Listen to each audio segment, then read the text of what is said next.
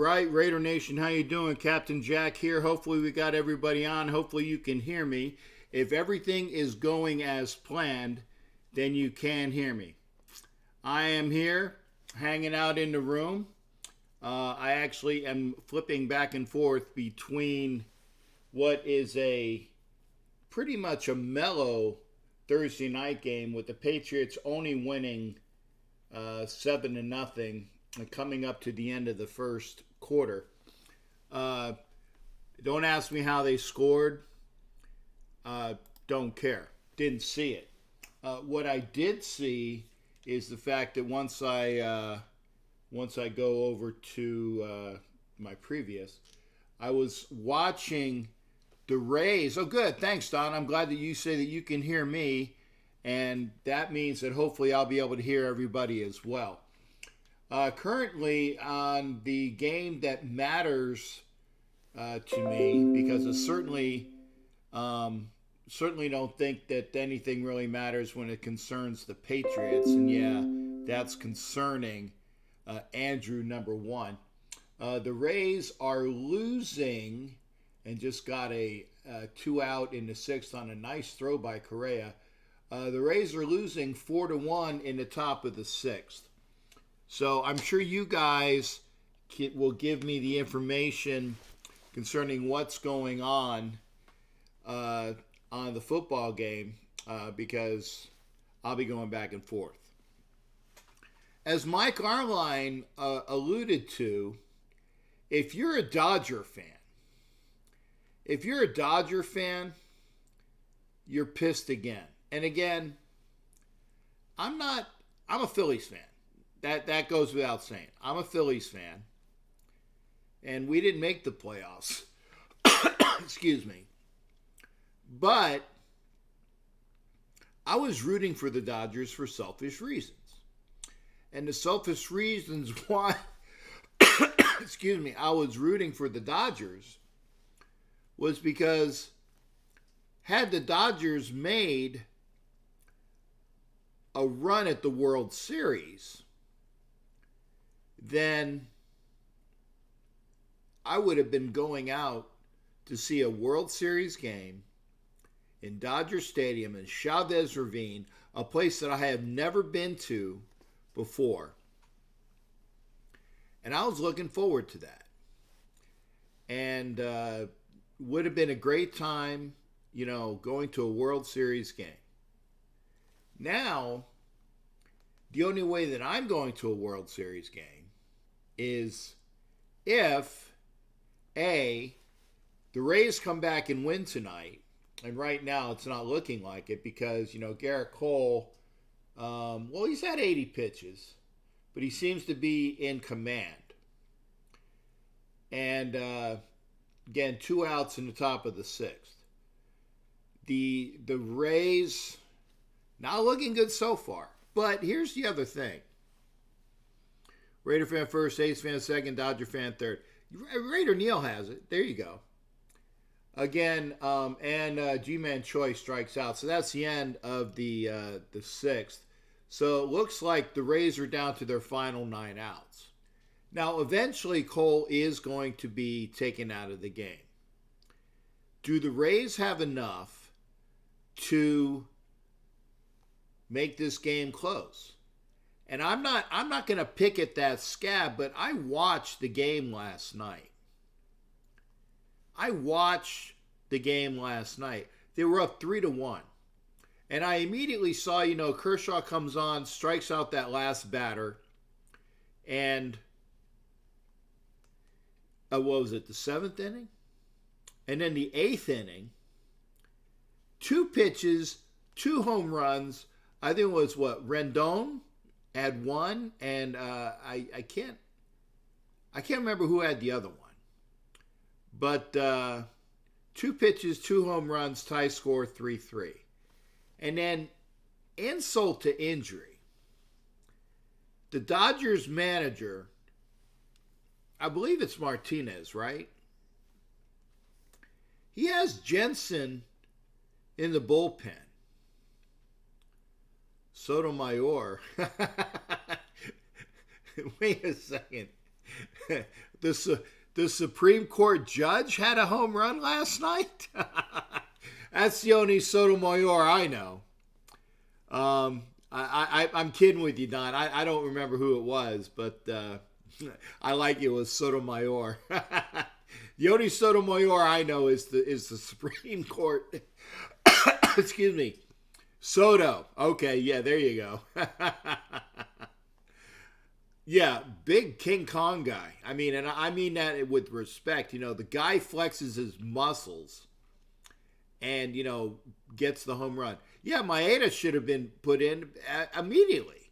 2 pitches, 2 home runs, and Kenta Maeda comes in and blanks the rest of the 8th. The 9th, they got, can't remember, Joe, what's his name? Joe Mama comes in, gives up a grand slam to Howie Kendrick. A grand slam to Howie Kendrick. And Dodgers fans walked out.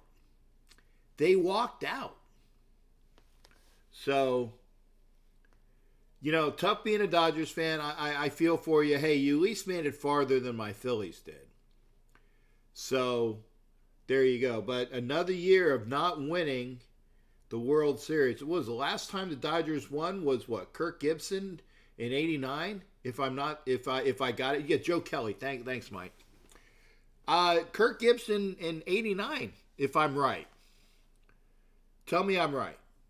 '89, Kirk Gibson against the A's. I don't believe what I just saw, and it was like Kirk Gibson going around the bases like this. I remember. That's the last time I remember the Dodgers winning a World Series. And the grand matchup of Dodgers-Yankees is no more. Mike Sarah, I'm glad you mentioned that. I said that the other night when we were talking about the landing places for Joe Madden.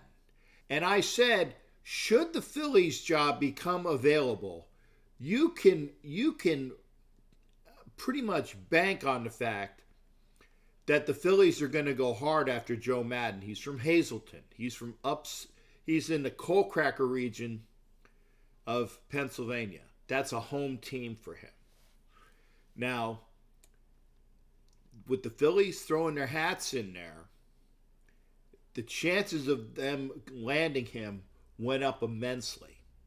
Gabe Kapler is a stats guy, but he didn't do anything for him. Phillies have a hell of a lineup. And with Joe Madden there, and I think if they have Charlie there as well, Charlie Manuel, Dodgers are going after Madden. We'll see. Joe Madden can write his own ticket. Joe Madden can write his own ticket. But if it's a matter of going out to L.A., because Dave Roberts, Martinez is the Nats manager. There you go. Dave Roberts, yeah, he should be gone. But Joe Madden's going to go wherever the hell he wants. Be it Philadelphia. If the Dodgers get rid of Dave Roberts, the Angels are available as well. The Padres, he can write his own ticket. But that goes without saying. Let's also talk about some Raider stuff. I'm going to put the phone number up. So we know where we're going. Number is up there, 813-699-0834. I'm looking at the game. Bottom of the 6th, 1 out. Houston's still up 4-1. I'm going to keep this on pending anything developing with the football game. But there is things to talk about if you're a Raiders fan. Okay? Yeah, Giants. Well, Neil, they already dumped Eli. The Giants haven't. I mean, the Giants went with their first round pick, the kid out of the kid that was out of Duke. He's been playing since the Bucks game. He's been playing a while. So is he not playing tonight? Did he get injured? It should have been their rookie. So, I mean, unless Eli's not playing, or if Eli's playing and something happened to their quarterback. Okay, well, you guys keep that up. Like I said, the Giants should be playing their rookie quarterback. Yeah, Jimmy, no shit. Not looking good for the Rays. No shit. And yeah, rookie's playing. Thank you there, Mike. So we got the line open. Let me put the phone on. I mean, the phone should be on. Let me put it on so you can actually call in. So that we got that going on. Okay. There we go. So we got the preview up. We got everything going. 813-699. Joe Madden's not a good fit in L.A. Phils would work. Okay, Andrew. Now, why do you say that? Call in and let me know why he's not a good fit in L.A. I mean, I think Phillies would be the best fit for him. Yeah, and we're going to talk about that there, Mike. But again, call in. There's some things going on with the Raiders as far as their roster. Lester Cotton is back down to the practice squad, which is good. You know, good young offensive lineman. It has some time to groom. J.J. Nelson was cut because he was injured. But who did the Raiders pick up? They picked up Zay Jones, and I'm really glad to hear that. Okay, Doc, you're on the phone, man. What's going on, brother? Hey, brother, what's going on, Jay? Hey, just watching the baseball game right now because I have no desire to watch your Patriots. I fucking love it. Hey, dude, just to let you know, Joe Madden is not a pretty boy from California. He's from Hazleton. He's from PA. He's from PA. Yeah, but he's not a pretty boy in L.A., Los Angeles. Right. He's not a pretty boy. He's a blue-collar guy. I know. He belongs in Philly. I know he does. But the thing is that Joe actually has a lot of good time in L.A. with the Angels, okay? So he has ties to Southern California because he was with the Angels organization prior to him coming to Tampa Bay. So really, yes, he is a what do you call it? He's tied to the Angels, so he knows Southern California. That's not a far jump, especially if you go from the Angels, which is the other guys in the baseball market, to a primo position as the Dodgers manager. There you go. Now I'd love to see him as the Phillies manager. You know, I'm biased that way. Okay, but you know, that's just the way that is. I mean, when I saw somebody kind of bring it up earlier today, because we had a colonel's meeting today. It's just I can't see Joe Madden in L.A. The Dodgers is different from the little brother. They're a lot different. They're more high profile, and I don't think he wants to get into that BS anymore. Right. Well, I mean, and that's why I think the Phillies are the best fit for him. And again, I would love to see Joe Madden as the Phillies manager. You could almost pencil in the Phillies winning the East next year, even with the Nats and the Braves being some of the better teams in baseball. Joe Madden bringing his spark, determination, his blue-collar atmosphere to the Phillies would be great. I don't know about that, but that's my opinion only, not everybody else's. That's right. But you know, it'll be okay, man. I mean, Joe Madden is going to be employed next year. We already know that. Yo, he's gonna pick wherever the hell he wants to go, Doc. Exactly. They're going to be coming after him. He ain't going to be chasing nobody. They're going to come after him and say, well, maybe you, maybe you, maybe you. If he can bring if he can bring the GM with him, oh God, I can't remember his name now. the one that did the Sox and the Cubs. Okay, well, wait a second. Speaking about GMs, the Rays GM is now with the Dodgers. The same guy that he's worked with for years, okay, is now with the Dodgers organization. So again, there are ties there to Los Angeles, okay? He might get picked up then. It might just go that way. You know, I don't think it should be that way, but I'm not God. And I'm not I'm not the Major League Baseball commissioner. But the way I see it is I would rather see him in Philly because he's a blue collar type of guy. Right. But it would but work. the other side, it would work in Philly, but like I said, the general manager for the Dodgers is the former general manager for the Rays. I mean, if you connect the dots, that's where he's going.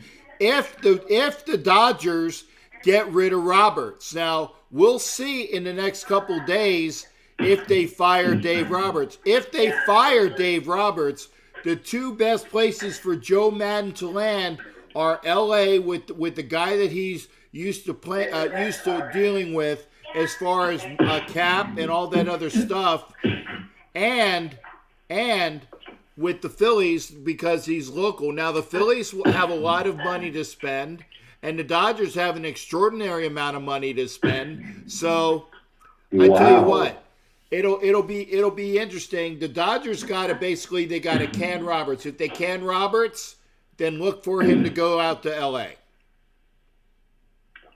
But if Theo Epstein was able to go to Philly, could you imagine that? What do you do over there? Well, like I said, I think that the Philly is the best place for him to go right now because the Dodgers are not in the equation because Dave Roberts is still managing.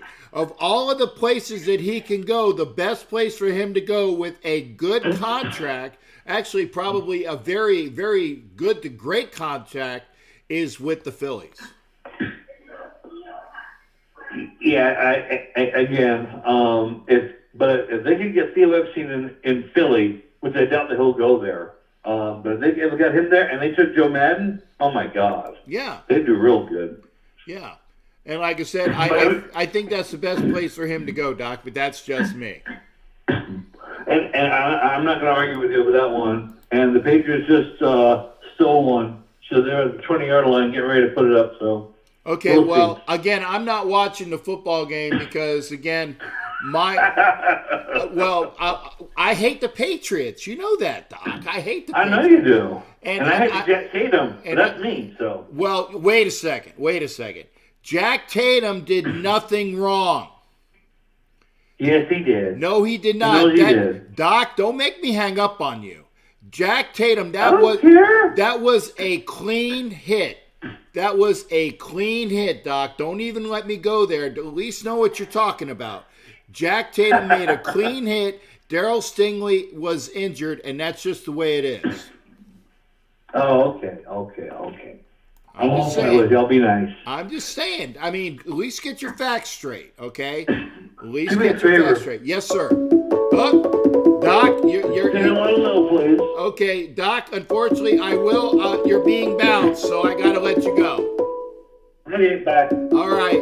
Good to hear from Doc. Mike, Sarah, you're on. You bounced Doc before I could hang up on him. Because don't ever tell me that he hates Jack Tatum because of, well, okay, you can hate Jack Tatum, but at least the hit was clean. That's all I have to say. And Doc, you did have your 5 minutes. I wanted to make sure you knew that. I had the clock going. Okay. Go ahead there, Mike. What's going on in Missouri? Hey. Oh, man, I just heard Doc going off on Jack Tatum, man. That's my man. You can't diss Jack. Yeah, that's right. He was the best. There you go.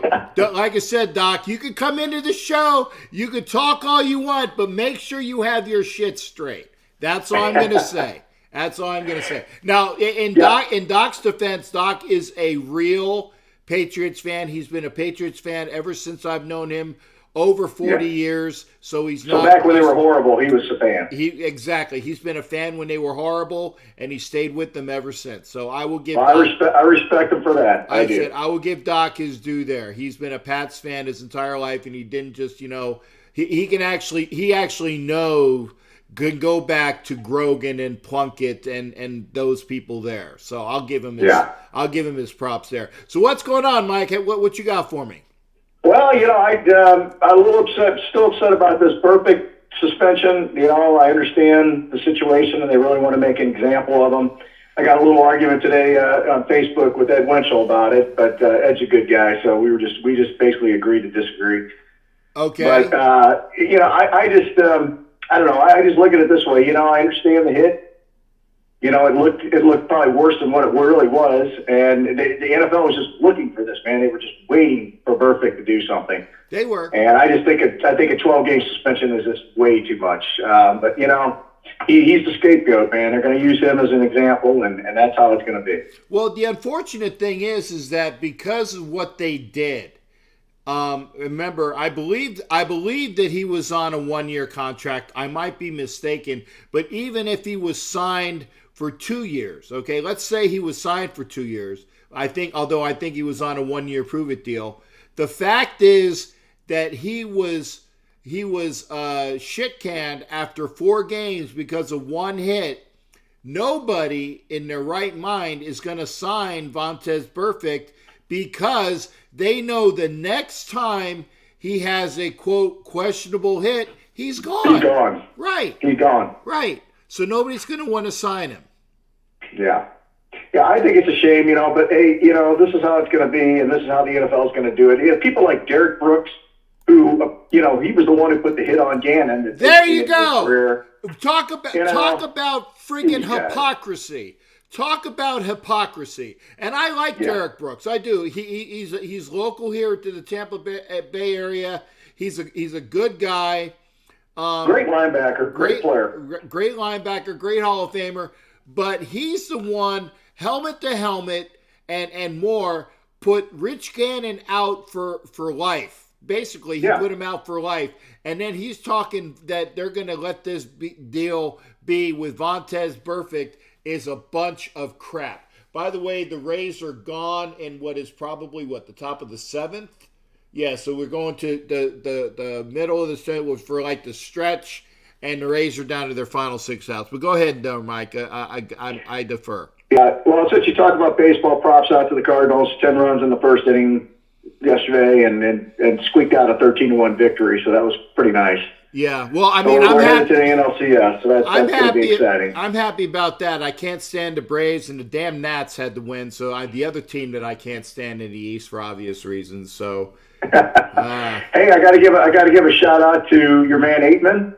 Okay. They signed him to the active roster today. Yep. I don't know if you knew that. So I like him. I'm glad they made the decision on him. Eventually, we have to get a wide receiver core, together so that Carr can build a rapport with these guys, because we're just throwing people in and out. I know it's a lot to do with injury and stuff, but we got to get some kind of rapport, because basically the only wide receiver Carr throws to is Tyrell Williams right now.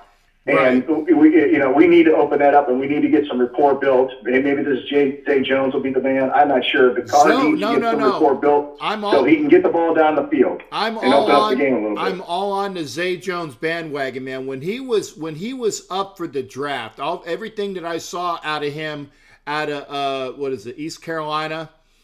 He was a Pirate. Yeah, ECU, yeah. Right. He was out of ECU. He has great bloodlines. His father played for the Cowboys, and his uncle is Jeff Blake. I mean, so that's fantastic bloodlines. Wow, I didn't know that. Yeah, Jeff Blake, wow. Yeah, quarterback for the Bengals? Jeff Blake of the Bengals. So he's got great bloodlines, father being a Cowboy and Jeff Blake being related. I'm pretty sure it's either his uncle or cousin or something like that.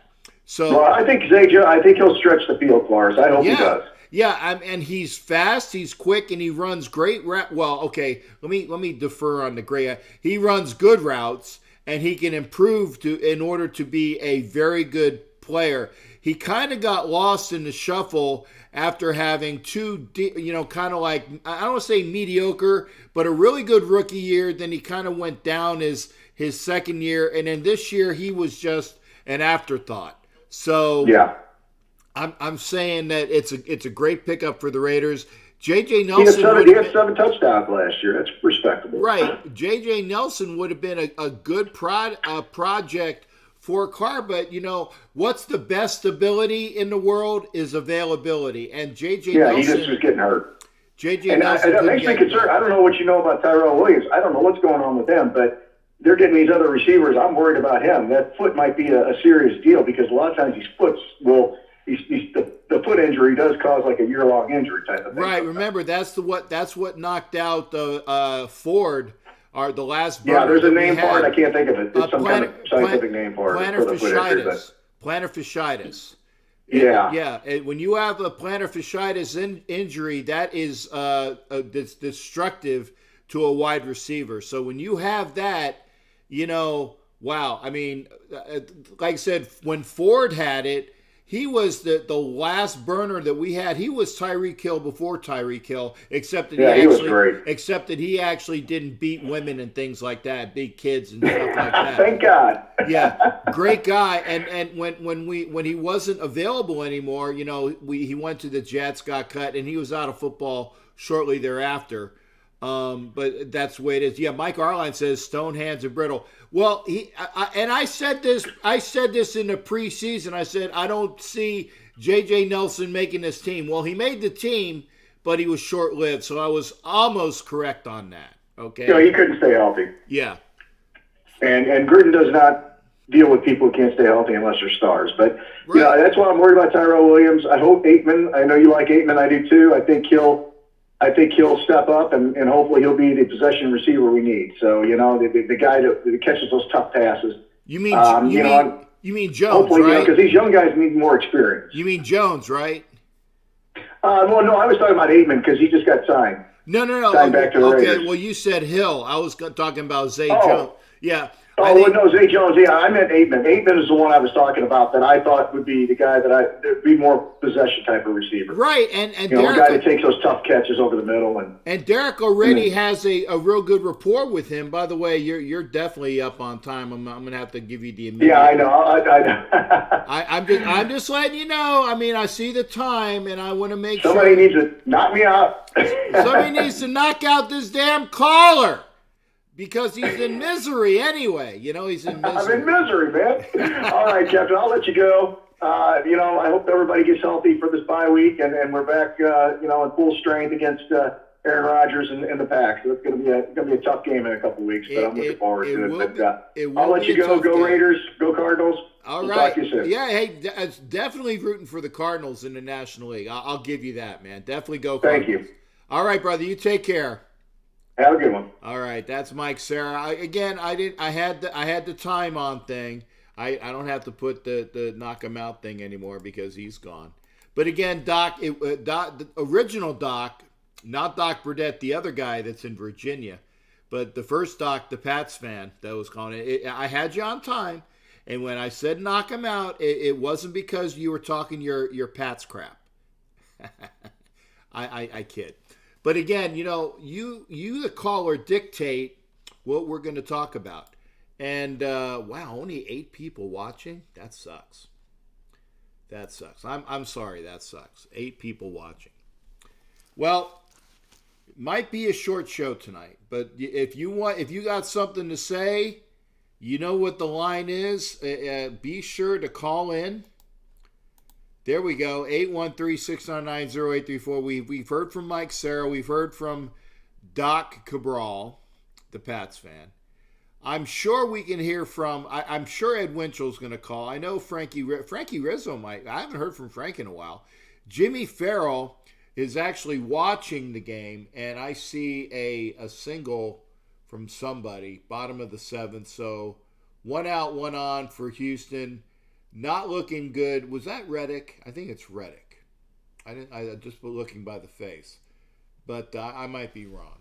But 1 out, 1 on for the Astros in what looks to be a last gasp for the Rays. We'll see what's going on. Yeah, it is a good call. Thanks, Ed. See, well, you get some props from Ed Winchell as well. Line is open 813-699-0834. As I was stating, okay, and I'll pop over to watch those diabolical people from New England, see what the score is. I'll see what the score is. Oh, well, right now it's in a commercial for Gemini Man, which is a good, looks like a good movie. So, good observation there, Mike. We'll talk about that as well. Let us talk about Arden Key. Arden Key got a lot of time. It's close, 14-7. Arden Key got a lot of time last year in his rookie year because of the injuries we had across the defensive line. Now, Arden Key did get a little bigger so that he would be able to hold up. But here's the thing about Arden Key. Have you really heard his name called this year? I don't know how many tackles he has, but I know it's less than 10. Okay, I know I can almost bet a paycheck, although I wouldn't do that really. But I can almost bet a paycheck that Arden Key has less than 10 tackles in the 4 games, or even the 5 games they've been this year. So let's see what we got. Jimmy Farrell, how you doing, brother? What's going on? You know, excuse me. Last night's game, when I saw Kershaw pitching, I said, this team's in trouble right now. What is with this guy in the playoffs? I just don't understand it. Something is in his head. Well, I mean, I want a Dodger fan to tell me what's going on with Clayton Kershaw, because they're the ones that actually know what's going on with Clayton Kershaw. I don't know, other than the fact that Clayton Kershaw is probably one of the best pitchers in regulation or in the regular season, but he cannot do anything of value in the postseason. I don't know why. I don't know if it's some sort of really bad mental block, but it's horrible that what Clayton Kershaw gives you. And it's a lot of nothing, really. It's a lot of nothing, and that's unfortunate. To give up back-to-back home runs, if you're a Dodger fan, you gotta be in your stomach. In two pitches. I mean, it was literally back-to-back home runs in the first 2 pitches he faced. Yeah. I'm like, man, that's horrible. So, okay, so now that we got you on, because I know you're watching the game. Yeah. You're watching the football I got the Rays game. Oh, you got the Rays game. Oh, Brady just fumbled, and the Giants pick it up, and if he doesn't fall on himself, Kenny, yes! Touchdown, Giants! Outstanding. What the hell happened? Yeah, Brady fumbled the ball. It was picked up by a Giants defender, and he got it into the end zone. So it's now 14-13 pending. Did you see that pass by Jones that got picked off? No, I was watching the Rays game. What the hell is he throwing it to? There's nobody there. I don't know what you're talking about because I didn't see the play. Go watch the replay if you can. It was like, dude, where is there a Giant? You know, there's like no Giant within 10 yards. Well, look at him. Look at him. Brady got schwacked by whoever 97 is. Now they're looking to see if his knee was down. No, that's a touchdown. Could you imagine if the Patriots lose to the Giants again? Talk about getting a team getting into somebody's head. You know, I don't think the Giants only lost once to them within, since the Super Bowl. Is that correct? I don't know. I mean, all I know is that a Giants-Patriots game usually goes the Giants' way. And Brady was not in forward motion. That was don't give me no friggin' tuck rule bullshit or passing it. No, that's a touchdown. That's a fumble. And I'm going to back you up on that Tatum play. That wasn't a hit. I don't know what that guy was talking about. You know why? You know why they make it a big deal? Because if it wasn't a Raider that got Stingley hurt, they would have said, "Oh yeah, it's a nice cleanup." But since it's a Raiders, no, that was a bad. You know, they're the Blackbeards of football. Because a Raider hit him and he got paralyzed. Oh, that was a cheap shot. You know what I mean? Right. Well, the main thing of why that has been, I guess, looked upon disfavorably for so long was the fact that Tatum did not go to the hospital, but it wasn't because Jack did not want to go. He did want to go. In fact, John Madden went to the hospital where Darryl Stingley was before before the Raiders left for or either John got a flight back differently or something like that. But Tatum wanted to go to the hospital and see Darryl Stingley, but was advised against it. So it was somebody else telling him not to go. So for a long time, that was looked upon disfavorably as the fact that he hit Stingley. He basically had his, hey, that's an awesome hit and I'm an awesome guy and yada, yada, yada. But the point is that it wasn't because of what he did. And it's just the way it is. And it's unfortunate, but he's going to be known for that for his career. And that just sucks. Yeah. I mean, it's like over 40 years ago. Can we just let it go now?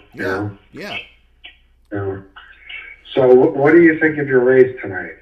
Well, I turned it on the game late when I got home late, and I turned on the game and they were already down 4-1. I was going to say I didn't see the starter, the kid we got from the Pirates that was hurt for most of the year. But I saw Snell was pitching, and obviously Snell didn't do bad because Snell hasn't given up anything since, and the other Rays pitchers have not. So it's a matter of, the Astros jumped on the starter, and that's where it is right now. It's still 4-1 unless something else has happened. And so I turned on the football game because it's looking like the Rays are going to lose, and I don't want to watch them lose. That's just the way it is. Yeah. Well, that's this pitcher Cole. He's tough. Yeah. Well, I think that based upon what and I know that it's a regular season thing, but based upon the way Cole was pitched in the playoffs, I can almost guarantee you that Cole will win the Cy Young over Verlander because Cole will be, at the end of tonight, will be 2-0 in the playoffs, and Verlander's already 1-1. So I think you can pretty much mark Garrett Cole to being the Cy Young Award winner for the Astros this year. The Rays got a new pitcher up now. Gone? Let me see. I'll pop back. Let's see. Pagan? I'm here. What's Emilio Pagan? Okay, yeah. Pagan is one of their better pitchers. So if it's a matter of if the Rays need to get some people on base. Now again, I'm still watching the game. Let me pop back over. But Pagan won't allow, in my estimation, Pagan pitches wonderfully. So I don't think that they're going to have any more runs. Now, granted, it's the bottom of the seventh, so they don't need to give up any more runs. Hey, Homer's in. That's good to see him as well. But, Pagan is good. It's a matter of the Rays getting Pagan some run support, okay? So that's just the way it is. And I've been hearing rumors that Girardi's talking to the Mets. So this is the Mets shot. If he's talking to your team, you got to land him. You got to get him. No doubt about it. I was going to say the NL East, if that's true, if let's say the Mets pick up Girardi, and let's say that the Phillies get Madden. Okay, that's not guaranteed, but let's say the Phillies get Madden. Let's say the Mets get Girardi. You know, the Nats and the Braves are really great clubs. That division, the National League East, will be the best division in baseball, bar none. Because it's tight. You got 4 really good teams. The Marlins suck, but that's just the way that is. Right. Well, I'm hearing Madden thinking of going to the Angels. Why would you want to go to the Angels if the Dodgers job is open? Now, granted, the Dodgers... Isn't he from California? No. Joe Madden is from Hazleton, Pennsylvania. He's from, like, the coal cracker region of Pennsylvania. Maybe he lives in California? Well, he has ties to the Angels due to his longtime affiliation as a coach there. He was a fantastic bench coach for the Angels under Mike Scioscia, which is why he got his manager's job in Tampa Bay. So he has ties to the Angels organization. But if you're Joe Madden and the Phillies job is open, that's the first place you go. If the Dodgers job becomes available, then it'll be interesting to see where he goes. Yeah. And can you imagine if you're a Braves fan, you were at that game, can you imagine watching that garbage? I mean, you gotta be kidding me. That game was over in the first inning. Oh, a Braves fan? Yeah. The Brave game? Yeah, I actually, by the time I went to the chicken place last night, I had to go to someplace after breaking my fast. So I wanted to go get something good to eat. So I went over to the wing house, and they had like the all-you-can-eat chicken special. I walked in the door. They were already, I mean, it was late in the innings, and I got a text from Ed Winchell saying that the Cardinals are already punching their ticket. And I looked up at the screen. I'm like, what? It was at least 10-0, if not 13-0, by that time. So I was like, yeah, this game's over. Yeah, that was hard. I really want to see a Yankee and St. Louis a World Series. I've always wanted that. Well, we'll see if that happens. Okay, Jimmy. If the Yankees Astros, okay, you're getting call your shot right now out the door. Yankees in 7. Okay, I'm going to hold you to that. Okay. I'm going to hold you to that. Hey, St. Louis. I'm going to say St. Louis in 6. Okay. So, a Yankees-Cardinals series again. Yes. Okay. Hey, I've been asking for this, and I've been so close for so many years, and it just hasn't happened yet. But they have a shot this year. Okay, well, we'll see if that happens, man. And hey, thanks for viewing, and thanks for the call there, Jimmy. Hey, make sure you're doing better as well, okay? I will. Thank you. All right, that's Jimmy Farrell, the Yankee fan, and always good to hear from him.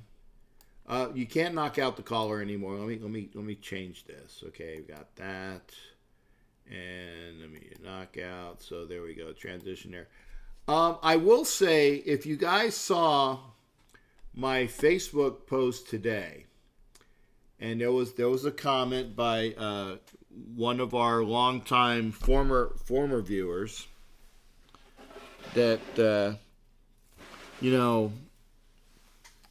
let's just say that I allow everybody to come on here and give their opinion. The way it is. You give an opinion, you give a prediction. That's great. That's great. But what I'm saying is that you better be able to stand by your thoughts. I stand by mine. If I say something and I'm wrong, I admit, hey, I'm wrong.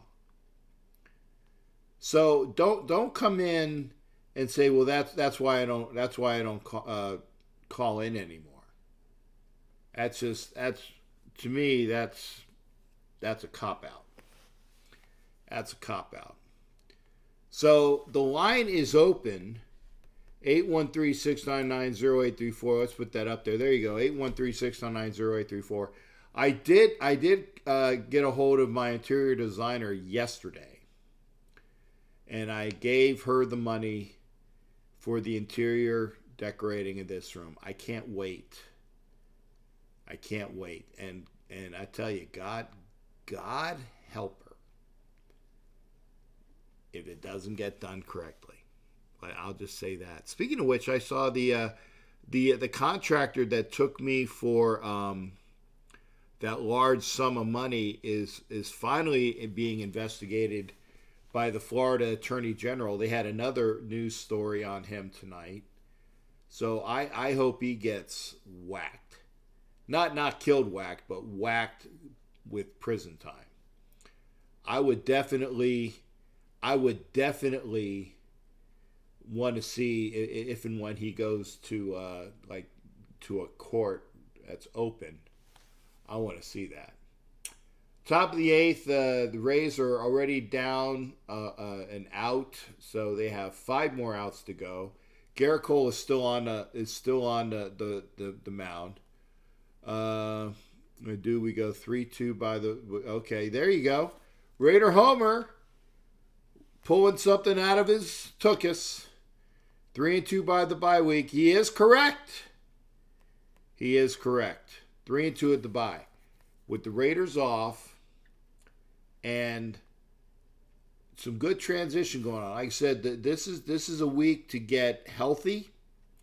Arden Key is out for a bit, but again, I think that they get Cleve Farrell back by the Packer game. They're going to need some help because, again, Key's out for a bit, but Farrell should be back from what I understand. J.J. Nelson was not getting better, which is why he was cut, and they traded for Zay Jones. Zay Jones is, like I said, a really good receiver. And obviously, if you go for a receiver and you trade for him, you're going to keep him. Raider Homer joins us. How you doing there, sir? What's going on? I'm doing well, man. How are you? I still got this damn cough, but other than that, I'm okay.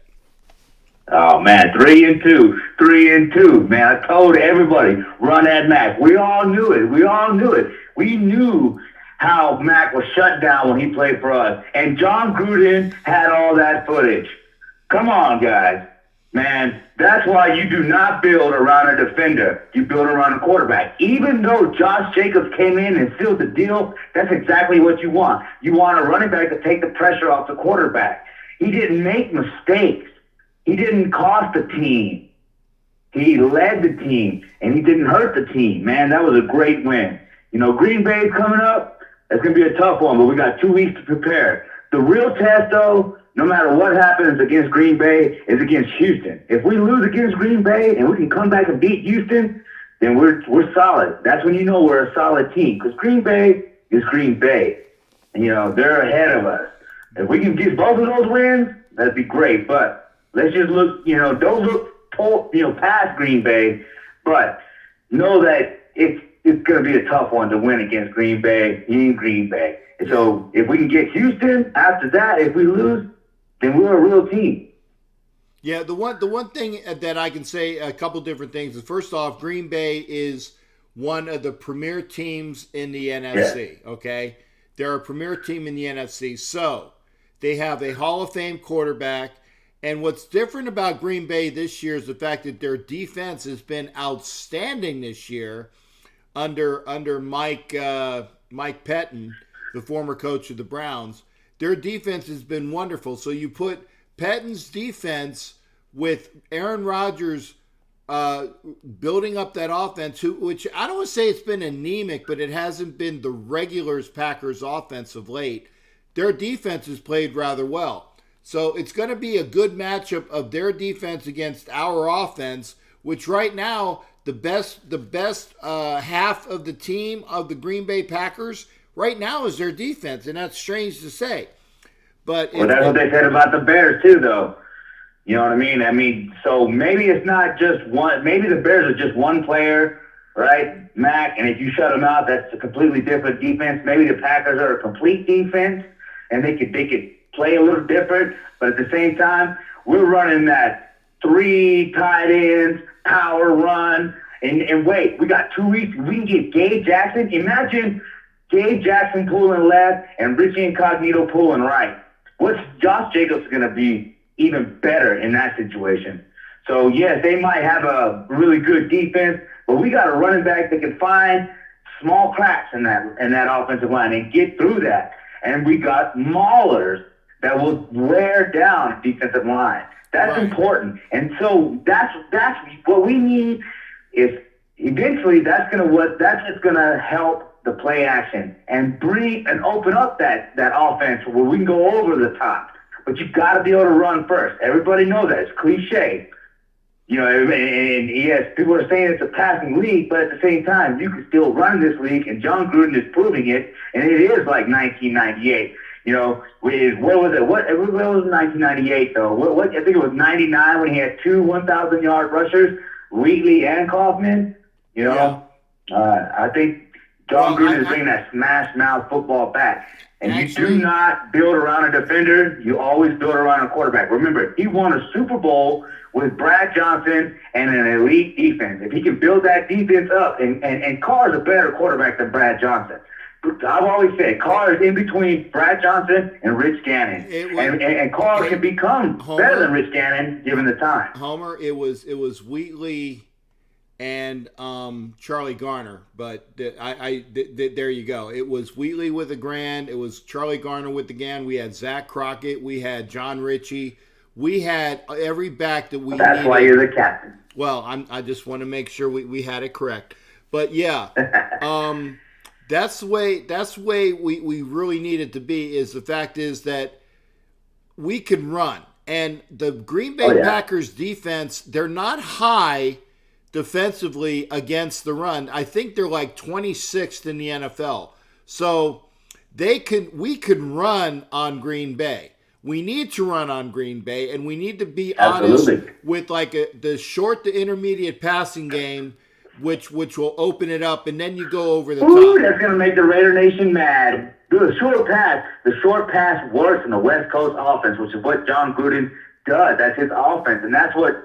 And Derek Carr is strong in the short pass, right? And so look at it, right?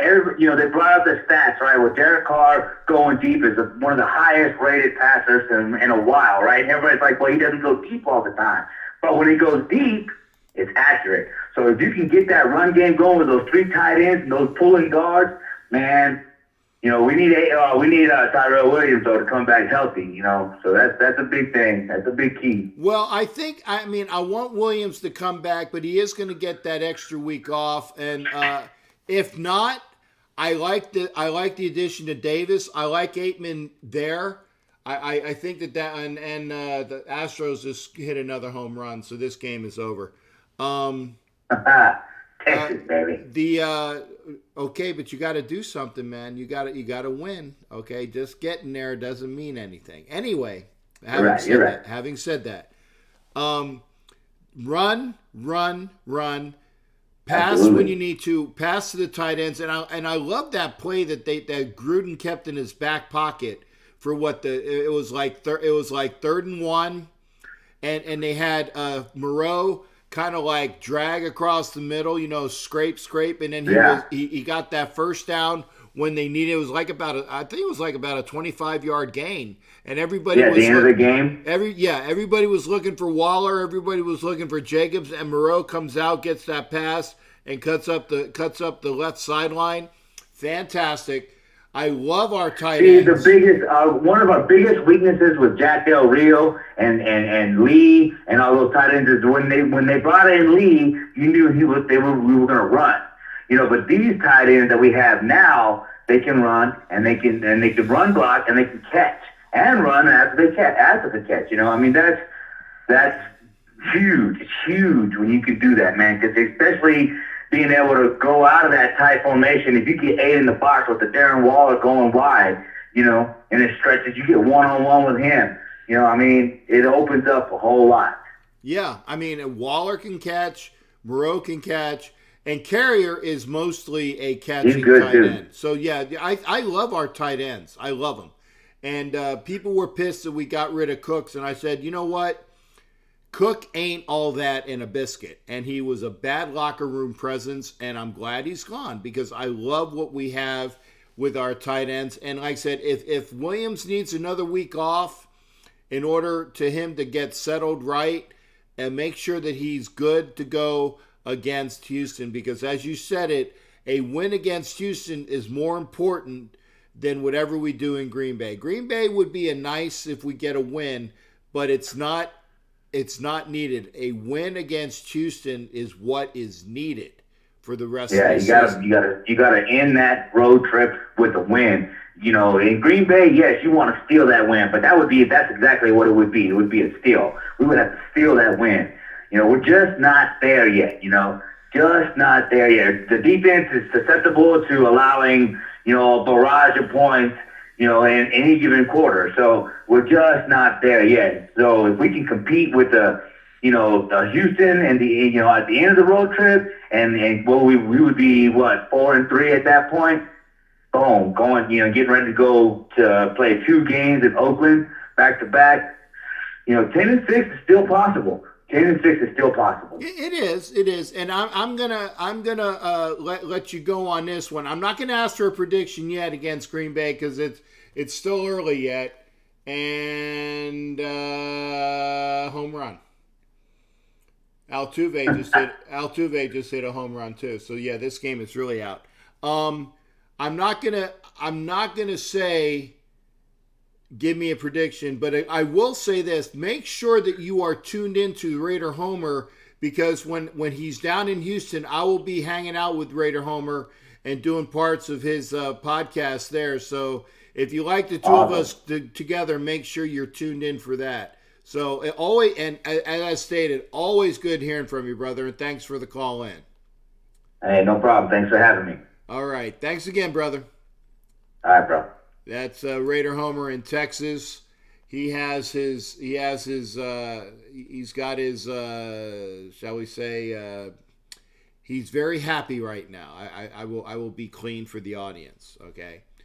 Line is open, 813-699-0834, 813-699-0834. Yeah, see, he gets props from Ed Winchell as well.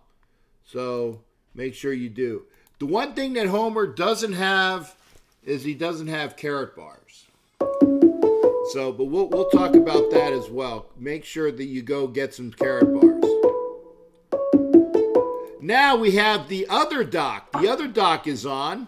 Thanks for calling in, Doc. This is the Doc that we as a whole. Nothing against the first Doc, but he's a Pats fan, so that goes without saying. Now I'm a Raiders fan, and we got Doc Burdett, who is a Raiders fan. Good to hear from you, brother. How are you doing? Doing pretty good. Just wanted to call and let you know I just heard over my notifications that the Dodgers are not going to fire their manager.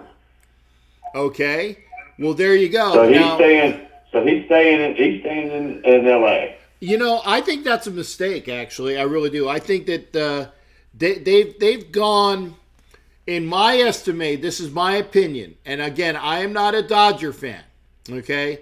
But having looked at what Dave Roberts has done for that organization, he has elevated that organization to a perennial playoff team, but he can't get them over the hump. And I think that the Dodgers would be better served getting rid of Dave Roberts and bringing in somebody that's new, that you got the nucleus there. They have some really great pitching and really great bats. They're an over 100 win team, and they should. Did they get another home run? Or is that just a replay? Oh, okay. I saw a replay, but maybe it was a home run. Anyway, I think that Dave Roberts, and again, this is my opinion, Dave Roberts has done everything he can for the Dodgers, and they need to get new blood. Ed Winchell wants to know what the source of that was, Doc. CBS Sportsline came across on my phone and announced it, and I got CBS Sportsline. Just put that over on just announced it over my phone because I'm blind. It just automatically starts, blah, blah, blah, blah, blah. And I heard it, and I was like, oh crap! They were just talking about that. Okay. Well, there you go. Now, then let's be honest. This is early on. What you say today may not be what happens tomorrow. Right. And And so I can say that And too. just because they're saying they're not getting rid of a coach doesn't mean they ain't looking for another coach somewhere else, and not cutting bait until they have something better in their hand, which I think is probably what's happening. Right. And like I said, I would now, unless you have somebody on the line. Okay, you got that manager on the line. You got the hook in his mouth, and you know he's going to be the Dodgers manager. Yeah, you keep with what you got.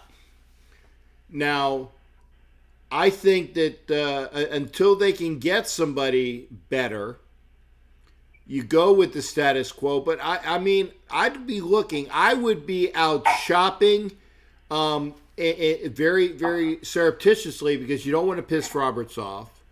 But to be honest, I don't care if you do piss him off or not. But you want to at least see what's good for the clubhouse. I would take the temperature of the clubhouse. Does the clubhouse want to keep Roberts? If the clubhouse wants to keep Roberts, then you keep him. But if I'm Dodger management, I get a new manager. That's just me, though. If I was running the baseball team, I don't cut nobody until I have something better on the hook. Tell Steve. No. Wait. You got another minute there, Reg. Houston Steve. Well, that's all right. But another thing I just want to ask you real quick. Have you heard anything on our running back on his elbow? How it is? On Jacobs? Yes. Have not heard anything. Have not heard anything about that injury. I obviously have heard. And tell Steve he can call in about 30 seconds. As far as Jacobs' elbow injury, I have not heard anything about it. So hopefully everything will be good, especially with that extra week off. I don't think that it would be.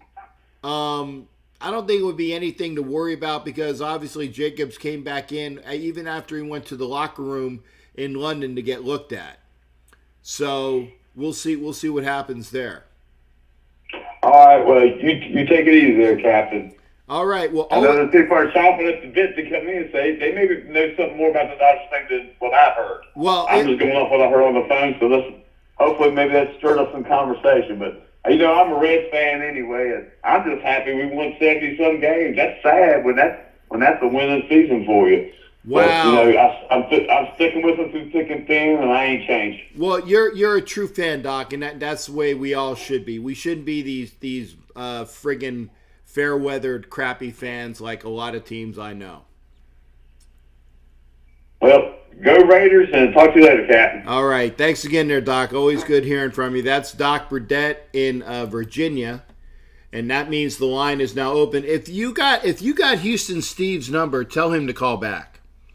Because, well, maybe that's him. Right on cue, Steve. Right on cue. How you doing, brother? I'm doing pretty good, Captain. I'm sorry about the score for your team and everything tonight. Well, you can't win them all. That's just the way it is. And I got to tell you, though, the way they came back, they played great in the last two games, and you had a lot of people, myself, I thought, this game could go either way because, you have, a $53 million payroll, and ours is way more than that. But, of course, our ticket prices are way more than they used to be. And so people like myself, your average working person, is pretty much priced out unless you want to pay a king's ransom just to go down and pay for parking and pay for your food. And the food's, stadium food is usually. And it's a pretty penny to go down there, and it's just out of my price range now, Captain. But I still support them on TV. But I want to tell you one thing. I know you grew up with baseball, and we all did and everything. My mom was a huge sports fan, Captain. She watched all the Houston teams, and unfortunately when she passed away, she had the Astros game on, but she would always say, those are my boys and everything. And but she did the same thing with the Texans, the Oilers, and the Rockets. But it's fans like herself and your family that made baseball what it is today. Without our grandparents and our, she went to I was just want to tell you real quick. She went to her very first Cleveland Indians game when she was 2 years old. My grandfather was a preacher, and my grandmother was beside herself trying to figure out where Mary Ellen was. And he comes back and I took her to the Indians game. That was during the days of Bethel Page and Bob Feller and all those great players. Wow. So Page and Feller. Wow, that goes way back, man. That's in the late 40s, early 50s. Right. First game, she was born in 34, so she went to her first game in 36. Okay. So, but I know your baseball roots in Philadelphia go back a long ways. You can remember when the A's played in Philadelphia, probably. Well, maybe not. I didn't remember when the A's played in Philadelphia, but I know of the history. So and that's one of the reasons why the A's were a acceptable team for me, because they started in Philadelphia, wound their way over to Kansas City, where they were the Kansas City Athletics, and then obviously went to Oakland after that when Charlie Finley bought them and moved them out west. So the A's, I have, and it's funny because I love my Raiders for obvious reasons. I like the Warriors in basketball, who was an original Philadelphia team. And I like the A's because they're an original Philadelphia team. So it just so happens that, I have that likeness of, in basketball, I like a couple different teams because I'm not a really serious basketball fan. But that it just, it's funny that I do like the Warriors and the A's, and they do have their ties to Philly. And, it just works out that way. And it looks like somebody hit. Oh, it was a long fly out. Okay, so 2 out in the bottom of the 8th. Like I said, the Rays will be out of here in about another 10 minutes or so. So again, thanks for the positives there, Steve. But give me some of your recollections of what you saw and what you feel about based upon what we had on what do you call it? Had on Bears Sunday. game or the series? Well, both. Yeah, give me your shots of the Bears game, but also look ahead. We got a pending Astros-Yankees ALCS, which is the 2 best teams in the American League this year. I mean, both with they both won 110 games or so. So they did. So that's going to be a hellacious series. And that's hard. I mean, that's hard to pick. I mean, the Yankees being the Bronx Bombers with all of the hitting, and the A's with all that, the Astros with all that pitching. Mm-hmm. Who's going to win that? Is it going to be the Astros or going to be the Bombers? It's going to be interesting because I just wanted to tell you real quick Charlie Finley story. One of our local guys here, John O'Reilly, who's in New York, Chicago, but he came down to Houston. He tells the story about Charlie Finley. He was out in Oakland area covering the team out there for a while, and for the A's. And so he said he went to a party, and Charlie Finley had this brilliant idea. One of their mascots was a donkey. He had this great idea that they were going to have a donkey. So he brings down this donkey to a buffet, and that donkey completely trashes the buffet right there on the infield. And it was just funny. It was just classic. Charlie, was the green baseball and all these other gimmicks that he had. He was like that guy in Chicago, Bill Veeck and everything. But to answer your question, I think I was concerned with the way they rocked Verlander in that last game and everything. So I think the Astros are vulnerable. Once you get past Cole and Verlander, it's anybody's guess. And I hate to say it, I want to be cautiously optimistic being a Houstonian for 53 years, but I think there's a really good chance that the Yankees could take this. Okay. I really do. There's something about it just says, the Rays were put on a really great, gave the Astros everything and then some. So I thought that maybe the Rays might win this game tonight, to tell you the truth. I really did. I just had a feeling, you just don't know. Yeah. Team goes cold, they're a hot team. Yeah, I was gonna say I didn't see the beginning, and like I said, with Cole on the mound, I mean, if you give him run support, it was a matter of who got to who first. Okay, you had Glasnow pitching against Cole, and those are 2 really good pitchers, obviously, but Cole being the better one, a Cy Young probable winner this year, and it's just a matter of who's going to come out and pitch best and who's going to get the run support. So that's all I can imagine. But I didn't see the beginning. But it is what it is right there. I was going to tell you another thing about the change gears for a second. Remember how we all were distraught and everything? The Khalil Mack went up to Chicago. They paid him $141 million. Short term, we took the hit. But then with that pick and everything, we went out and got Josh Jacobs. Isn't that fitting that he scored the winning touchdown and the way he's been such a great player? And fourth quarter, they were panning over there, showing the sidelines. This guy up in Chicago, one of the radio guys, says, this team's they're undisciplined. He says 2 personal penalties. They gave the Raiders all that additional yardage, 30 yards at the game-winning drive. And here we've got our best player, or one of our best players, Khalil Mack, on the sidelines, breathing hard, sucking wind. It's only 50 degrees out there. What kind of discipline do we have? Mike Dick earlier in the week was saying, oh, yeah, this might be like Buddy Ryan's 46 defense in the 85 Super Bowl year. So, man, to have everything play out the way it's playing out, I'm sad that Burfict's been, no longer with the team this year. But next man up, Captain, and I like our chances. I don't know if we're going to win in Green Bay, but I just want to see them play Aaron Rodgers close if that's possible. I agree with you. I want to see a good showing in Green Bay. Obviously, I want to see a W, but I want to see the momentum continue to roll through. I want to see this team continue. I want to see the running attack continue. If the Raiders can run on the Packers and make it so that they keep Aaron Rodgers off the field, you keep Rodgers off the field and have a somewhat low-scoring, dynamic, old-school football game, the Raiders have the possibility to win. I'm not saying they're going to either, but if they run on the Pack and they limit the amount of exposure that Rodgers can do to this defense, it'll work. Hey, Steve, I got to let you go because Ed Winchell's calling in. God bless and take care, mate. Great show. God bless. Thanks again. God bless you as well. That was Houston Steve, and we go right now to Ed Winchell. How you doing, partner? What's going on with you? All right, Captain. How are you tonight? I'm good. What's up with you? Well, I'm very, very interested in the Raiders' next 2 games. I think the next 2 games, myself, are going to be very pivotal for them for the entire season. I'm surprised, and I posted it on a comment tonight, that they're 3-2. I thought they'd be more like 2-3, but hey, I'll take it. I think Green Bay will be tough. I think they have a good chance in Texas.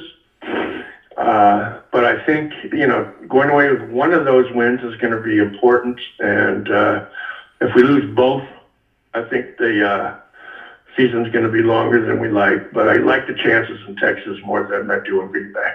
Right, but I tell you what, don't look past Detroit either, because everybody says that, we got 2 close road games, and we do, but everybody's saying, well, yeah, but when we get back to Oakland, we got the Lions. Don't poo-poo on the Lions. I mean, I'm not saying it's you, Ed, but I think that we need to split this next series so that we're 4-3 going up against the Lions, and we need a maximum amount of effort. The Lions are the surprise of the NFC North this year, and they're playing a lot better than people give them credit for. Remember, they took the Chiefs, and they should have beaten the Chiefs in Kansas City. So that was a good, staunch effort by the Lions. I think the Raiders, if the Raiders play up to their capabilities, I say this every week, if the Raiders play up to their capabilities, they should win. But we'll see what happens. Stafford is a great quarterback, and it's really interesting. And I'm going to lean a little bit on Derek Carr a little bit this way. And by what I mean is, you and I both agreed they should have grabbed Daniel Jones. I think the Giants would be nowhere like they are right now if they continued with Eli. Look how great Daniel Jones is doing. I mean, what's this, his 3rd game or whatever, 4th game, but he's doing a hell of a job. I like to see that. And I'm amazed that you and I, and I'm sure others, agreed that Daniel Jones would have really been a good pick. But why didn't they see it? I mean, I don't know what they're. I can't answer that, but it's a dumbfounding question, and I think it just shows you quarterbacks like Stafford in Detroit, quarterbacks like Rodgers and the great ones, and I don't use great lightly, always have a chance to win. And I think we are going to be in a foolish position if we think we're going to just walk over Detroit. That's not going to happen. Right. Now, I just saw, I just put on the game. Did Jones throw another stupid pick? I think he did, yeah. Yeah, because they're down 21-14. Yeah. Okay. So, and it was deep. It was deep in the. It was deep in the territory. So, the Giants just took themselves out of at least 3 points, if not more. And again, I think that it came to the about that this was Carr's make or break year. Okay.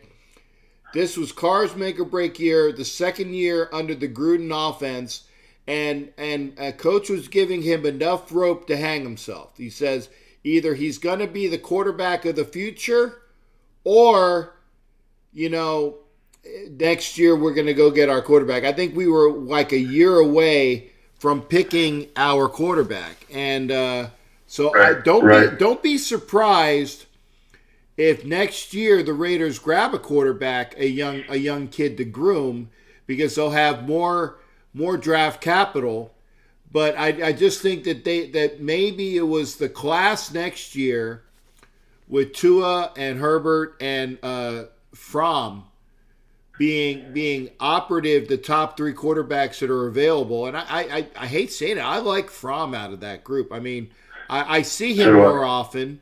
Herbert, I don't know very much about. Tua, I think, is more of a gimmicky quarterback, but I think that if you go with Jake Fromm, if you're going to draft a quarterback, and I think that he's going to be the third quarterback that is drafted, maybe it's such. Remember, the Raiders still have 2 first-rounders next year, and maybe one of those first-rounders will be Jake Fromm. It's interesting. In essence, after this weekend, we're going into week 7.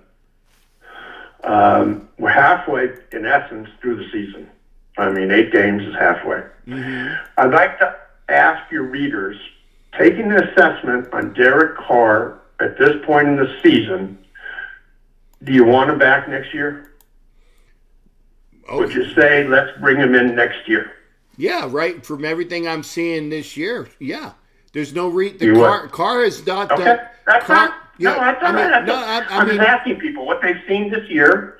Do they want the same of this again next year? And see what happens. I don't know. Yeah, I can't answer that. I want a quarterback that is worthy behind Carr, and I think that maybe that might be Peterman, depending upon what happens at week 8. I haven't seen Deshaun Kaiser at all, but I don't know what everybody else has seen of Deshaun Kaiser. Remember, he's the number 3 quarterback, and he doesn't get a lot of reps. But right now, Peterman is on the IR, and I wouldn't bring him up. I would make it where Deshaun Kaiser and Peterman go at it and see who's going to be the number 2 quarterback next year, because at least they saw what they could with Peterman in the preseason. I know Gruden likes him, but Mayock likes Deshaun Kaiser. So I know he does. We'll see. Yeah. We'll see who wins out of that. Maybe next year Glennon's gone and it's Carr and Kaiser and Peterman. I don't know if that's going to happen or not, but Kaiser's got to show a bit more, and I think that Peterman has a lot of good upside. So I'd like to see Peterman as the number 2 backup with a quarterback of the future being drafted. I agree.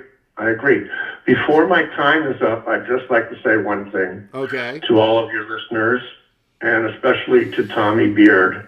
I read somewhere where he's not very happy with me, and that's one of the reasons why he's not been participating on your shows. And if that is in fact true, I'm very sorry if I have put him in a position to be uncomfortable to join your show. Well, hey, he's a Ed, funny, fun guy, and I love his comments.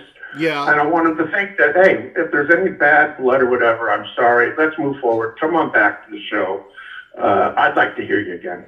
Well, that's all I want. You're gonna have to. Tommy doesn't watch anymore, to my knowledge. Tommy doesn't watch, and he said that it's because of you. But Ed, here's the point. Here's the point, Ed.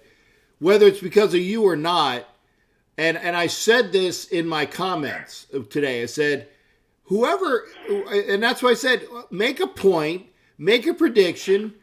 You could be good, bad, or indifferent, but stand by it. And if you make the wrong decision, be aware you're going to get flamed for it. I get flamed, sure. You get flamed, Jimmy Farrell gets flamed, but stand behind it and be good with it, okay? And I love Tommy as well. I think Tommy is very entertaining. Tommy and Ruben are probably the two most entertaining callers we got, okay? I agree. Tommy and Ruben are entertaining. Now I gotta what do you call it? Reel them in sometimes because they just go off and it's hard to reel them in. But they're both entertaining. They're both fun to listen to. But if Tommy doesn't want to watch it, I said I love Tommy to death, but that's his decision, and that there's nothing that I nor you nor anybody else needs to apologize for. It's just the way it is. I just wanted to put it out there. That's all, Captain. Okay, well, thank you for that. I'd love to see Tommy come back too. So if you know Tommy Beard and you want to hit him up on I am not you, Ed, because I don't want it to come from you. But if you know Tommy Beard and say, hey, we'd love to have you back, give him an IM. Say we'd love to have him back. So it'd be great. Well, go Yankees. I think the Yankees and Houston will be our World Series for the year.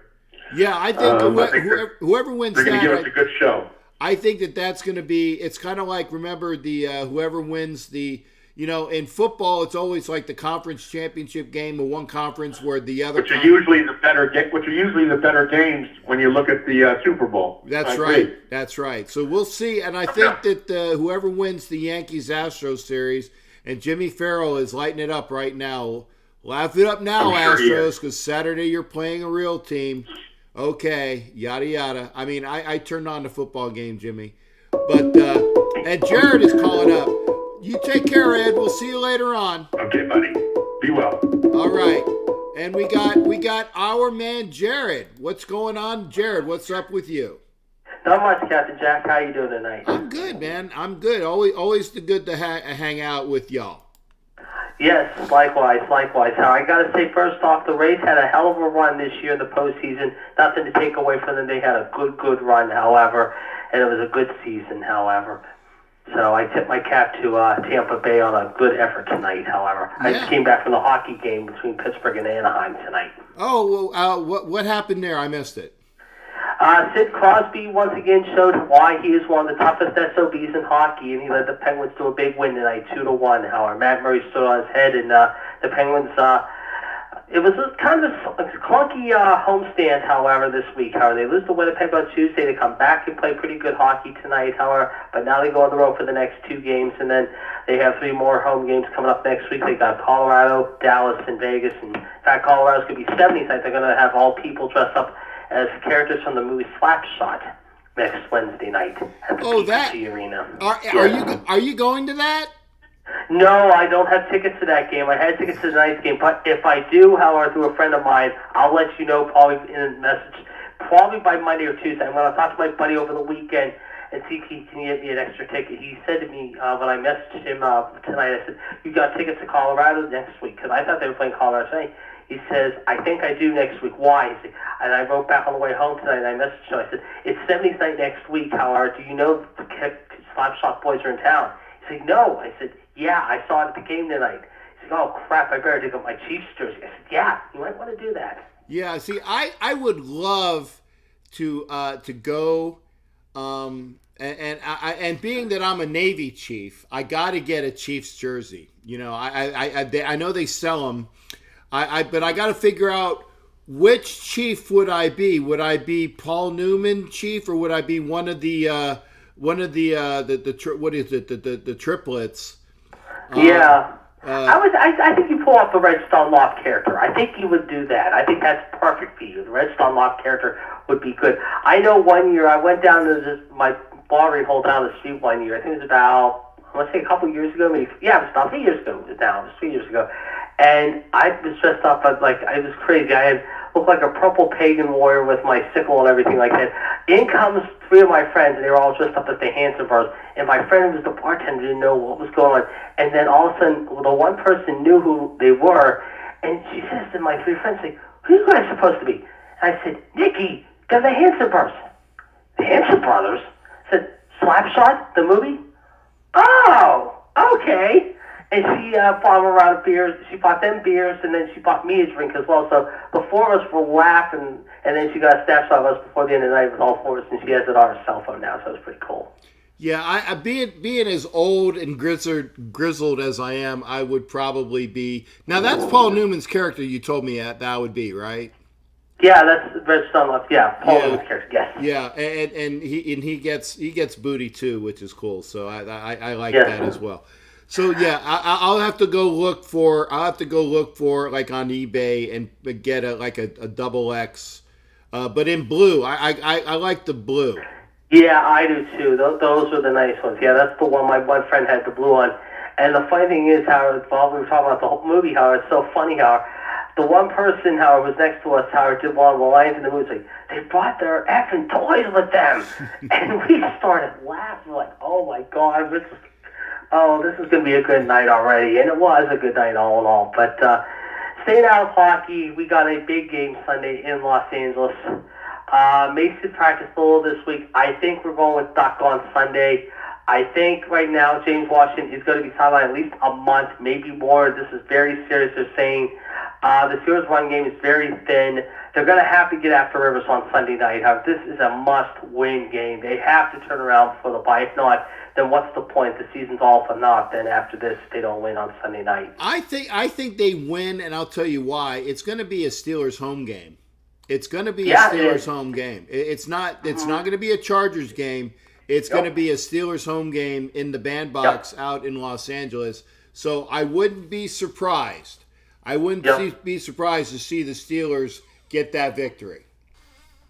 Yeah, we'll see what happens. I mean, but like I said, I mean, they got Miami next week after the bye. However, then they got the Rams and the Colts. However, I mean, if they can win 3 of these next 4, so be it. But like I said, they got a short week after the Colts game. Cleveland's coming up on a Thursday night. Then they got Cincinnati, and then they got Cleveland one more time, however, the first day of December. So, I mean, really, technically, this next month or 5 weeks is going to be like the critical part of the season. But like I said, it was a tough one on Sunday losing at Baltimore against Baltimore, even though they should not have gone flag for that penalty late in the game. But all week they've been hearing the story, LA's the team, they gave the points, and everyone's betting on LA. And LA right now seems to be a little down after last night, especially with the way the Dodgers lost that game last night. I was shocked at that last night. I mean, I went to bed at 3-1, and then I wake up at 2 in the morning, and I see Washington came back to me. I said, how in the hell did Washington come back? And I find out it was Kendrick with the grand slam. Yeah, I mean, I watched that. I was up late. And, I mean, it was just when you see the Dodgers stadium just empty, and there were people, as soon as Kendrick hit that ball, you literally saw, even before it landed, you saw people in the aisles walking out. Yeah, they're like, not again, for the second year in a row. Yeah. It's just... Well, that leaves the question. I mean, I haven't heard anything yet today, but there's been talk after what happened last year. I mean, Dave Roberts is a good manager, don't get me wrong, but do the Dodgers make a change now? Okay, do they say to Dave Roberts, it's time to go? According to Mike Serra, and we were talking about that a couple callers ago, according to Mike Serra, who's in in Missouri, it was either Mike Serra, no, it wasn't Mike Serra, it was Doc Burdett in Virginia. Mm-hmm. According to what he saw on CBS Sportsline, that Dave Roberts, there is no talk of the Dodgers letting Dave Roberts go. Now, because we were talking about the fact that the Phillies got rid of Gabe Kapler, and that Joe Madden would be a fantastic fit in Philadelphia. He would also be a good fit in LA based upon the fact that the GM in LA is the former GM out here in Tampa, so they would work well together. But if the Dodgers keep Roberts, well, there you go. I would have Joe Madden come to Philly and just give him the bank, and the Phillies would be a perennial playoff team with Joe Madden as their manager. That's just the way I it know is. they had a meeting for about 8 hours the other day, and I think that the Phillies are probably going to still talk with him. I know he already did an interview with the Angels. The Angels still have not named their skipper. And talking about Oakland, though, there's all this talk, too, still about Oakland. I mean, with the Raiders going to Vegas, now they're talking about the A's moving to Vegas, too. Yeah, I mean, and I can almost guarantee you that either the A's or the Rays are going to wind up in Vegas. Now, this crap talk about the Rays having a split season between Tampa and Montreal is a bunch of crap. And I agree. It's a bunch of crap. It's like, oh, this is our plan. We're going to make it happen. Oh, what do you mean it's not going to work? Oh, there's no support for it. Okay, well, we've done everything we can. Now we're going to move. And that's just the way it is. It's a bunch of crap that's put out there so people can say that, this is what we are trying to do and it didn't work, and then this was the final straw. Now we're going to move them. Either the A's or the Rays are going to wind up in Vegas, pretty much in my estimation. So one of my two favorite teams, because I like the A's, just not as much as the Rays, but I love the A's as well. I just hate them at the end of the season because I had that crap damn infield in the middle of my football field. But you get the A's in Vegas, the Las Vegas A's, with the A's and the Raiders possibly going. The Raiders are going. That is the ultimate FU to the politicians out in Oakland. If they not only do they lose the Raiders, they lose the Warriors, and then they lose the A's on top of that. That's just ultimate FU to the politicians in Oakland. Yeah, and I know the Oakland mayor is still trying to fight that thing with Commissioner Medfred and everything like that. But I think with the A's moving to Vegas, Howard, and the Raiders moving to Vegas, and you got the Golden Knights in there, and there's also talking about at some point the NBA may be moving there. Vegas continues to just boom, boom, boom. Yeah, it's going to be interesting to see. It's definitely going to be interesting to see. Well, no doubt. Jared, thanks for calling, man. It's always good hearing from you, and I think you're going to get a win this Sunday, brother. Yes, I think so too. All right, have a good one. All right, that's Jared in Pittsburgh, one of our regulars. And again, it's always good to hear from Jared. And as I was said, the only thing that we need you guys to have some KARATBARS. And like I said, if you don't know what KARATBARS are, go to the site that I have here, KARATBARS.com/?S=J Levy. I will show you eventually. Pardon me. Here's the thing about KARATBARS. This is a little bit aside from sports while we're waiting. The stock market and 401ks, they're all based upon the stock market. The 401ks are, and your Roth IRAs and all this other things based upon the stock market. KARATBARS is based upon gold. And as you all know, the gold standard is the gold standard. Gold historically has always gone up. It's a hedge against everything.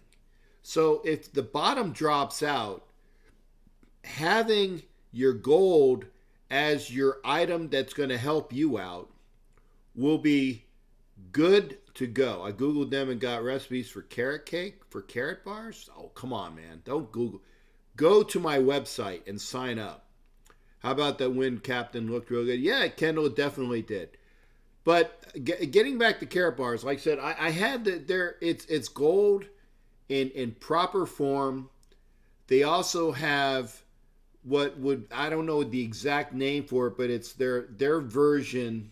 And I hate saying Bitcoin because Bitcoin is based upon nothing. It's based upon air. But they have coins that's based upon gold. So not only do you have gold that you can have for yourself, but you also have a cryptocurrency that's based upon gold. So look it up. Don't let this opportunity pass you by. Go invest in yourself, invest in gold, invest in KARATBARS. Go to www.karatbars.com/S=J Levy. Sign up as an affiliate. And you too can make money while you invest in yourself. Go to KARATBARS. Line is open, 813-699-0834. It's football season ahead. My team, the IAs, are out, so if the Dodgers can't do it, I'm pretty done with baseball. Oh, okay, Neil's done. Neil, I haven't heard from you in a bit. Be good to hear from you as well. It's 10:37. Wow, we've been on for what? About an hour 40? Yeah, 98 minutes. So we've gone up. I tell you, we have like 300, or I should say, I have 340 subscribers. But I want that to get out there. Guys, gals, you know somebody that's a fan of football. Either, obviously, most of us are Raider fans, but grab the link to my channel. Put it out there. Let's get this show to a point where we have constant callers, where it's like maybe a 2-minute call and then we go on to the next one, because that's the way a hopping show could be. That's the way the show was last week when we won. It was like caller to caller to caller. It was hopping. It was awesome. So no carrot cake, KARATBARS, and get the show out there. Line is open, 813-699-0834. I said we're at the an hour 40-minute mark. I didn't watch the end of the Astros game because I knew they were going to win. I put on the football game. Thanks, Kendall. I appreciate that. Tell everyone you know, because we should have more participation, because we got a diverse group and we can get more thought in mind. I'm going to do my part. I'm going to when I get the proverbial round minute, I'm going to make sure I push this out via messages, because people say they don't know about the show. I find that hard to believe, but that's what they say. No, Mike, I got you. I agree with you. Wouldn't it be great if we had different callers each time? I mean, I love our regulars. I do. I love our regulars. But wouldn't it be great to have people that we've never heard from before?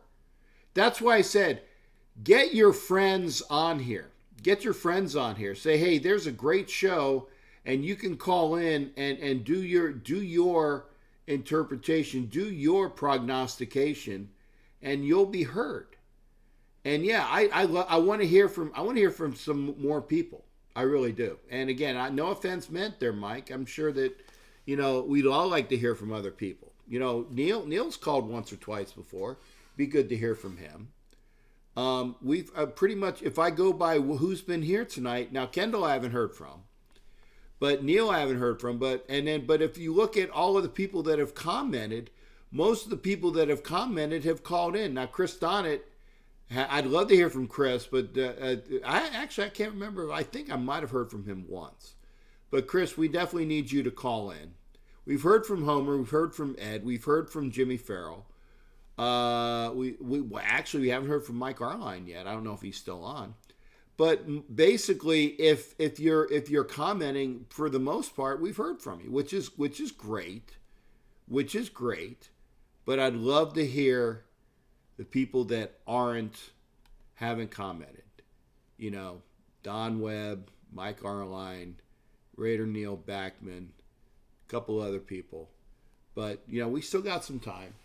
Right now I'm looking up, the Patriots are still up 21-14. Was that a long completion? See people running down the field. So that must be, is that Amendola? Yeah, Amendola.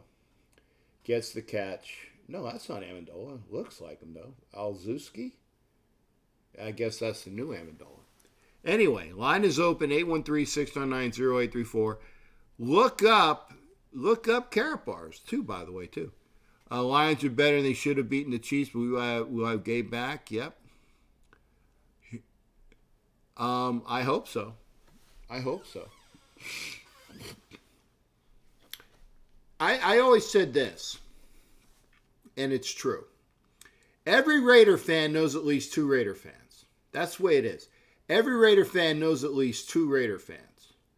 If you talk to the 2 Raider fans that you know and get them to subscribe and to watch, this will be doubled and tripled in size. You know, it's the way it is. If you get 2 Raider fans of your friends to subscribe, and then we'll have those callers. It'll be great. What do you think about J.J. Nelson getting cut, Captain? Well, Kendall, you're in late, but that's cool. Hey, you're here, which is cool. But I said that J.J. Nelson was an asset to the team, but his best ability was not his availability. So that's what your best ability is, your availability. If you're injured, you're not available. You can't work, you can't give to the team. So the fact that he was injured, he was cut. And that's just the way it is. And I love Zay Jones. I do. I love Zay Jones. I love Aitman coming up. I think that between Aitman and Doss and Zay Jones, really young guys.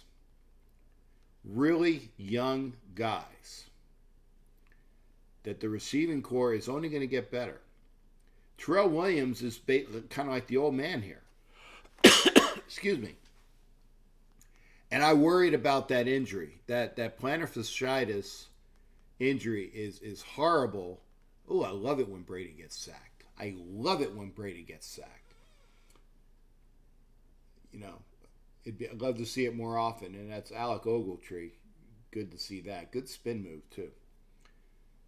But if you get the receivers, you know, young, with Doss, with Aitman, with Zay Jones, right? Renfro. There's 4 right there, young guys. And Terrell Williams could be the old man of the group, right? This team has the likelihood to just blow up in a good way. Just blow up, man. We can be so good, it'd be great. What's Raider is always a Raider. Mr. has said that. Yes, we will draft a quarterback next season. But I agree. Neil. I agree. Derek Carr, barring anything, I'm not going to jinx it, but barring anything unforeseen, this is Derek Carr's team this year and next year. But I think that the Raiders will draft a quarter. And I tell you what, it'll either be next year or they will do everything that they can to draft the kid out of Clemson. I mean, moving up in the draft with some draft capital. Moving up to get the kid out of Clemson. If that is who they think will be the quarterback to lead them beyond. And, you know, he's a good quarterback, but is he all that in a biscuit? Is he your franchise guy? We'll see.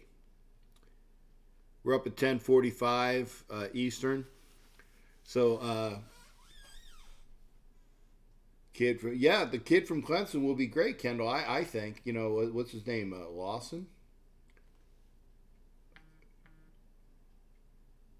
4th down? Good.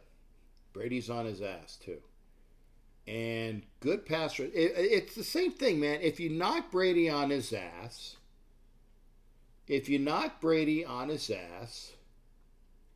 then he gets happy feet and he doesn't complete the ball. I agree, Mike. He does need to improve. But I like his baseline. And I think the only way he can go is goes up. Because I like what he has so far, and he can only get better, in my opinion. But I've been known to be wrong once or twice. So it's looking like, and there, yeah, right on cue too. There's my coughs. So we've spoken about baseball. We talked about hockey. We talked about football. We've done pretty much the gamut. I haven't heard anything about basketball. There's one thing though that I will say this about what's going on with basketball. Definitely try getting the word out about your channel. Hey, thank you there, Mr. Wombat. I appreciate that, sir. Great to have you. Great to have you in. Get the word out and get more word out and call in. In fact, call in now if you can, sir. It'd be good to hear your take on what's going on. We like I said, we were talking about baseball. We spoke about hockey, obviously about football. We spoke about Jared's Steelers. Actually, correct enunciation, Stillers. I'm going to say it correctly.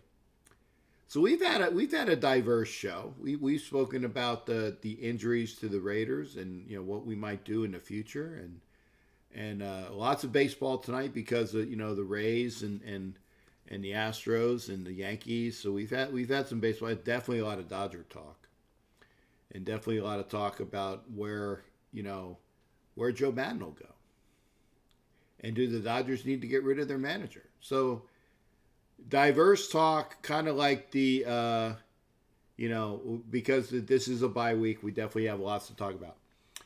Carr zero excuses, time to prove himself. What do you think? Yeah, I think.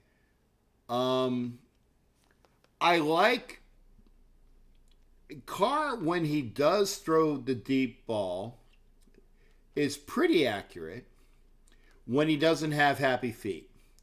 When he doesn't have happy feet, he's pretty accurate. But his forte, especially under Gruden's system, which is why the Raiders are doing as well as they are this year, is because it's the quick short pass. It's the quick short pass and the running game. It's the ball is out of his hands within 3 seconds, and a great running game. And when he does throw, he's got receivers that are actually catching the ball. Not a lot of drops this year. Which remember like during the games a couple years ago it was Crabtree dropping the ball and number 10 dropping the ball, Seth Roberts. A lot of drops. Mari, of course, dropping the ball a lot. Not a lot of drops this year. Had to call in the next show. I'm currently at work. What's your take on the NBA China situation?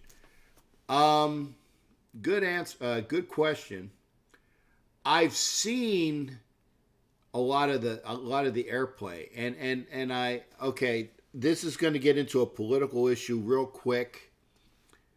But I am going to say this, okay? And I'm not going to talk politics because you lose a lot of people that way. I will say that as much as the NBA is a very and that should be a touchdown, and that is the game. Fumble. Are they calling it a touchdown? The full return, was he down? Was it Kyle Van Noy? I don't see it yet. 1 second. Okay. That's reception. That is a fumble. That is a... Van Noy wasn't down by any stroke. That's a fumble in my mind. That is the ball still out. Okay, so that is to me, that's a touchdown. Kyle Van Noy should have a touchdown. Getting back to the NBA China situation. The NBA is very political in the fact that you have folks like Steve Kerr and Popovich that are very, very anti-president. That's all I'm going to say. They're very, very anti-president. Good, bad, or indifferent. So they take a lot of their personal time being advocates for the movement that's anti-president. So if you have an agenda that is slanted like that, then you need to be able to back it up when you have an agenda of free speech, which was advocated, and I've been to Hong Kong, by the way. If you agree with free speech and giving Hong Kong their due process, and Hong Kong is a beautiful country, or was a beautiful country before it was annexed, then you can't be what do you call it? Was it oxymoronic or what do you call it when you say one thing but you mean there's a word for that. Two-faced. That, you know what word I'm trying to say. You can't have it both ways. So the NBA can't have it both ways. They need to come out and either say we're all for freedom for Hong Kong, but then you can't kowtow to the bottom dollar of what China represents. Because China is billions, if not trillions of dollars. Let's go trillions. Trillions of dollars in product. Trillions of dollars in product. So now you're trying to appease the Chinese government. Because you say the NBA says one thing, but then it goes back on itself. It's what's the word? What's what I'm looking for? You know what I'm looking for. You say one thing, but do the opposite, or something like that. It's not kosher. So if you're gonna play one way, you gotta be even. Okay, you can't say one thing but then come back and do the exact opposite. That's BS. That's my view on that. And that's not a political view. That's just the way it is. You can't say one thing and do the other, and then expect that you're going to have the people that are going to like or not like or whatever. So having said that, hypocrite. Thank you, Mike. Hypocritical. I was what is that friggin' word? Hypocritical. That's what I need. The NBA's front office right now are hypocritical. Hypocritical, and that's the word. Thank you, Mike. I knew I wanted to say it. So now this game looks like it's out of reach. It's gonna the Patriots are lining up for the PAT, and it is good. So they're up 2 touchdowns with 8 minutes and 33 seconds to go. And let's call it. Unless you want, I'll give you 30 seconds. I'll give you 30 seconds. See if they're going to have another caller. I'll give it to 10:55 because it's 10:54 right now. We'll see if we have another caller. But again, going back to my points, every Raider fan, and Mike Arline knows this because I've sold it to him before. Every Raider fan knows 2 Raider fans. Every Raider fan knows 2 Raider fans. Get those 2 fans up on here. Get them to subscribe, get them to view, and have them watch. And even if they're not Raider fans, you know I let other fans talk in about their team. So go find those sports fans and have them join the show because it'd be great to hear from them. And I haven't heard anything from anybody tonight. So we're going to transition. There is my outro music, which is hopefully you can hear over. You can hear my voice over the outro music. I enjoy being on with all of y'all. It's a pleasure, and I love to have the calls. And yep, I think we can hang with the Packers too. You, like I said, come back next week. Now Sunday I'll have a show. Good night to everybody as well. Sunday we'll have a show. We'll talk about football. We'll talk about baseball. We'll talk about whatever, because remember, it's a bye week. It's slow. But we'll talk about what's going on with the Raiders and a bunch of other teams. And, hey, if you didn't call in tonight, call in Sunday. And remember, get the word out. Get the word out. We need to double our participation to be great. But until then, everybody have a great night. Yeah, I know. I try not to be too political, Mr. Wombat, but I appreciate you asking. I'm answering it. Don't be hypocritical. And unfortunately, a lot of the NBA folks are hypocritical. They're too far left for me. That's my opinion. They're too far left wing. But hey, freedom of speech. We'll see y'all for the show on Sunday. Take care. Come back and see us. Get those other folks in here. And we'll see you next week. Take care, everybody.